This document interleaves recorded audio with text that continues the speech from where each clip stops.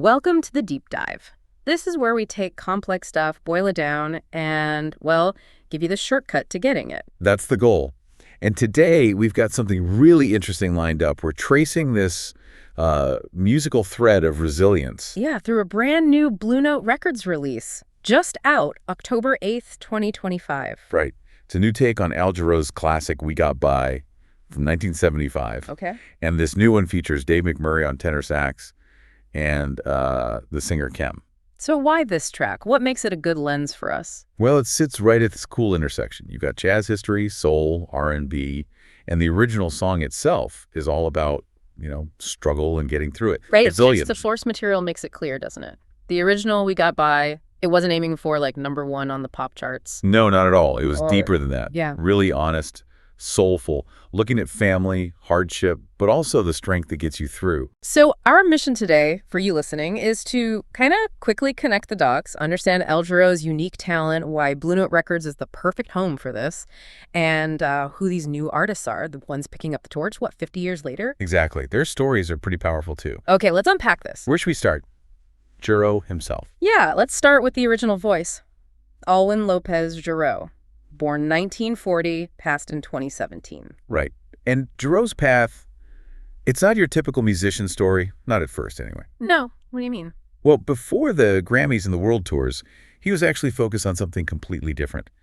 Vocational rehabilitation. Get out. Really? Yeah. He got a bachelor's degree in psychology, then a master's in vocational rehab. He actually worked as a counselor for a while in San Francisco. Wow. That's Close. unexpected, from psychology to, becoming this vocal acrobat. It is.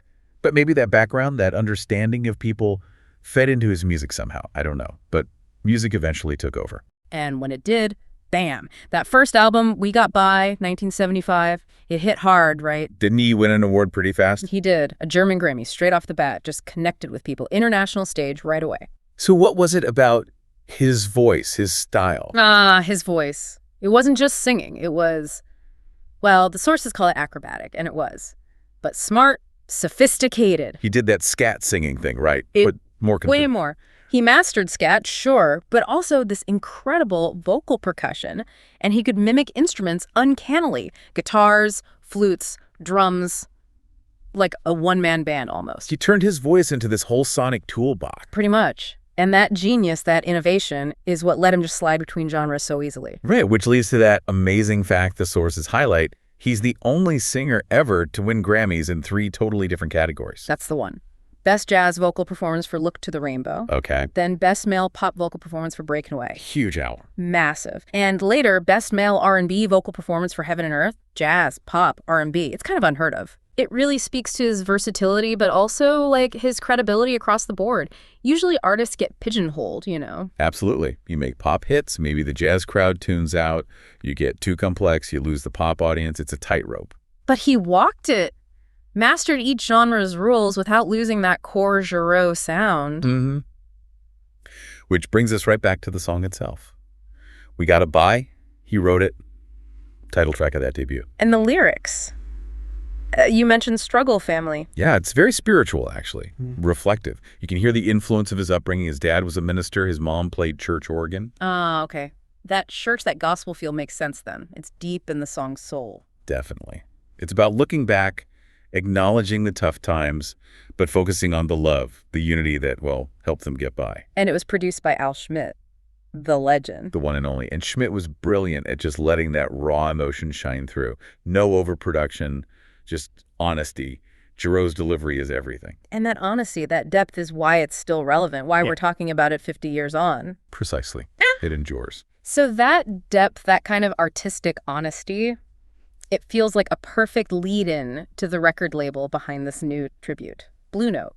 Yes. Blue Note Records. Here's where it gets really interesting, because you've got this iconic song being revisited on the most legendary jazz label there is. It really is legendary. Blue Note isn't just a label. It's basically a cornerstone of jazz history, founded back in 1939, New York City. By Alfred Lyon and Max Margulies, Yeah. right? And Francis Wolff came in too. That's them.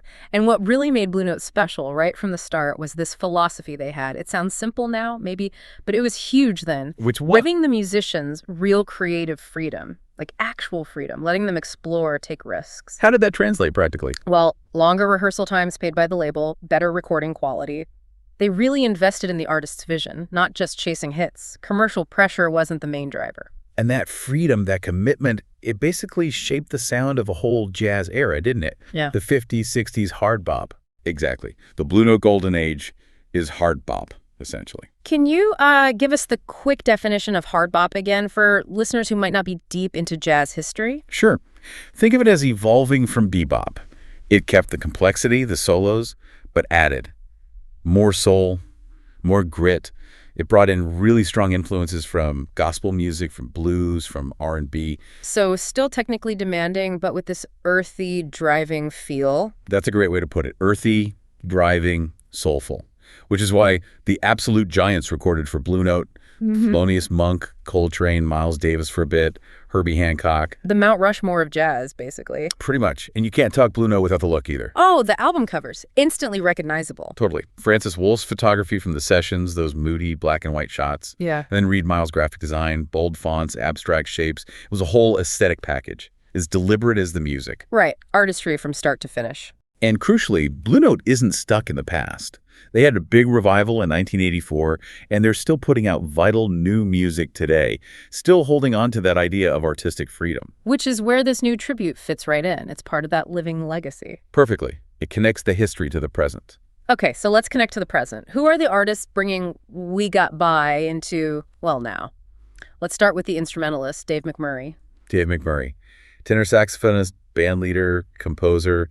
He's Detroit-based. Another Detroit connection, like Kem later. Yep, strong Detroit roots here. McMurray's been in the game for, 4 decades. He's deeply respected. And he's signed to Blue Note now. His solo stuff on Blue Note, he does reinterpretations, right? Like that Grateful Dead project. Exactly, the Grateful Dedication albums. Which shows you his willingness to take music from different places, rock, funk, whatever, and filter it through a jazz lens. That fits the Jarreau mold perfectly, that genre-crossing spirit. And his background before his solo career, his sideman work? The list is kind of wild. It really is. The sources mention was, not was, which is already pretty eclectic. Funk, rock, avant-garde stuff. Right. But then also the Rolling Stones, Bob Yeah. Dylan, B.B. King, Bonnie Raitt. It's incredibly diverse. So what's the common thread there? How does someone fit with both B.B. King and, say, was, not was? I think it's about understanding the roots. Blues, soul, rock, jazz. McMurray can play all of it authentically. He has that versatility, that deep musical vocabulary. He's the perfect guy to bridge Jarreau's complexity with a more contemporary soul jazz feel for this track. Makes sense. He's got the chops and the breadth. Okay, so who's handling the vocals? Al Jarreau left him massive shoes to fill. He certainly did. The vocalist is Kem. Kem, Grammy-nominated R&B singer, Yeah. also from Detroit. That's him. Kim Owens originally. And his story, wow, it connects so directly to the themes in We Got By, struggle, resilience. Okay, this is the part the source material really highlighted. The aha moment, they called it. His path was intense. Understatement. We talk about artists paying their dues, but Kem really lived it. He dealt with serious personal issues early on, addiction, periods of homelessness. Man! Yeah. So when you hear him sing a song called We Got By about overcoming hardship, it's coming from a place of lived experience. It's not just lyrics on a page. That adds a whole layer of meaning, doesn't it? Absolutely. And the way he actually launched his career is just pure determination. He didn't get discovered in a club or whatever. No. How did it happen? He self-funded his first album, Chemistry, paid for it himself, pressed it himself. Okay, that takes guts. And then he sold it himself directly out of the trunk of his car in Detroit. Seriously? Bootstrapping it, literally. Totally. Just grinding, building a following one CD at a time. And that grassroots buzz got so strong that eventually Motown Records noticed. Motown, the legendary label. Signed him, re-released Chemistry in 2003, and boom, it went gold. It's an incredible story of just refusing to give up. You can't fake that kind of drive. No kidding. And his style, that smooth R&B but with those jazz touches, you can hear why he'd be a good fit for a Jarreau tribute. It's a natural fit. His voice has that soulful depth, but also this sophistication. It honors Jarreau without trying to imitate him. So the sources got an early listen to this new version. What was the verdict? Very positive. They didn't just say it was amazing. They really dug into why. They noted McMurray's arrangement hits this great contemporary soul jazz groove. Nice. in Kem's vocal. They highlighted the authenticity, especially how he connects with those gospel roots in the song, that spiritual core Jarreau put there. It carries the original message forward beautifully. Okay, so let's try and bring all these threads together. All right. So what does this all mean? We started with Jarreau, this unique talent, right? Mixing serious smarts with pure soul, breaking genre barriers like nobody else. Yeah, the only vocalist with Grammys in jazz, pop, and R&B, grounded in a song about family getting through tough times. Then we followed that spirit to Blue Note Records, a label fundamentally built on letting artists be artists. Creative freedom above all. Which created the space for hard bop's golden age and continues to foster new, diverse music today, including this tribute. And that brings us to the artist on the new track, Dave McMurray, the versatile Detroit saxophonist who bridges eras and styles. And Kem, the vocalist whose own life story of overcoming incredible odds mirrors the song's message, who literally willed his career into existence. Wow, when you lay it out like that. It's a powerful connection across time, isn't it? What really stands out is how faithfully that torch gets passed. That church and gospel influence you hear in Jarreau's original flows right into Kem's performance naturally through that Detroit R&B and soul tradition he embodies. The sources really emphasize the emotional connection, how the new version honors the feeling of the original. That theme of "we got by," it's timeless because, well, struggle and resilience are timeless. It makes you think about what makes a song last. The original notes mention "we got by" wasn't trying to be a huge pop hit. It wasn't about technical flashiness. No, it was aiming for emotional truth, connecting with real life, real feelings, the struggles, the love that pulls you through. And that's why it stuck around for 50 years. It captured something genuine about the human experience. Which kind of leaves us with a thought, maybe for you listening. Think about it. A song like "We Got By," its legacy wasn't built on chart position or how complex it was. It was built on honesty, on capturing that lived truth. So the question becomes, Yeah, what songs are in your personal soundtrack? Maybe ones that never topped the charts, never won big awards, but they capture that feeling of resilience, that emotional truth for you. Why does that deep connection sometimes matter so much more than all the usual metrics of success? something to chew on, that quiet power of authentic music. Exactly. That's the legacy here.